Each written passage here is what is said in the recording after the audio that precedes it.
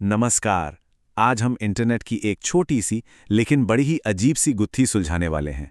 ये कुछ एक ऐसी पहेली जैसा है जिसका कोई सिरा नहीं मिल रहा, पर चलिए कोशिश करते हैं इसे मिलकर समझने की। तो स्क्रीन पर जो ये शब्द हैं, यही हैं हमारे आज के विश्लेषण का सेंटर पॉइंट। ये एक ऑनलाइन वीडियो से लिए गए हैं। इन्हें ज़रा ध्यान से देखिए, है ना अजीब?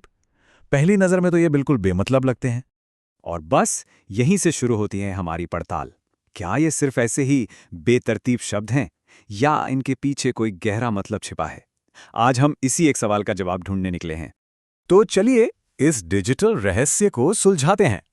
हमारे पास देखिए 2 सुराग हैं और इन्हीं 2 सुरागों के सहारे हम इस पहेली की तह तक पहुंचने की कोशिश करेंगे। ठीक है, तो हमारा पहला सुराग है उस वीडियो का टाइटल जहां से ये क्लिप आई है। चलिए इसको थोड़ा डिकोड करते हैं कि ये टाइटल आखिर कहना क्या चाहता है। तो ये टाइटल बेसिकली एक स्टेज सेट कर रहा है।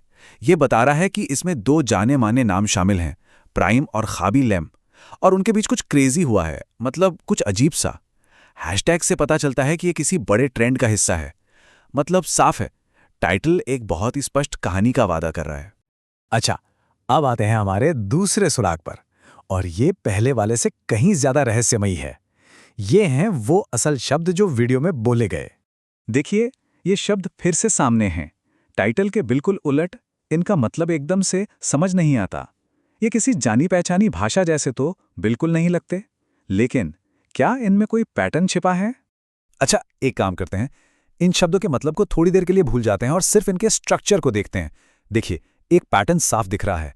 परा 3 बार आया है, बैक और पिका 2-2 बार। ये बस इत्तेफाक तो नहीं लगता। इसमें एक साफ दोहराव है, एक खास लय है।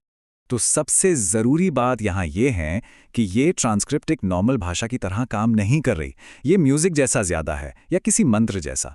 इसकी ताकत इसके मतलब में नहीं, बल्कि इसकी लय और दोहराव में है। इसीलिए ये सुनने में इतना कैची और यादगार है। ठीक है, तो अब हमारे पास पजल के 2 अलग-अलग हिस्से हैं। एक तरफ टाइटल है जो एक साफ कहानी का वादा कर रहा है, और दूसरी तरफ है ये लयबद्ध बेमतलब सा मंत्र। चलिए अब इन दोनों को जोड़कर देखते हैं कि क्या नतीजा निकलता है। यहां एक विरोधाभास है। टाइटल ने वादा किया एक कहानी का, लेकिन कंटेंट ने दी एक आवाज, एक एहसास। तो आखिर हो क्या रहा है यहां? वादा क्यों तोड़ा गया? या शायद वादा तोड़ा ही नहीं गया? असल में इस तरह की भाषा के लिए एक टेक्निकल टर्म भी है, नॉन लेक्सिकल वोकैबुलर्स।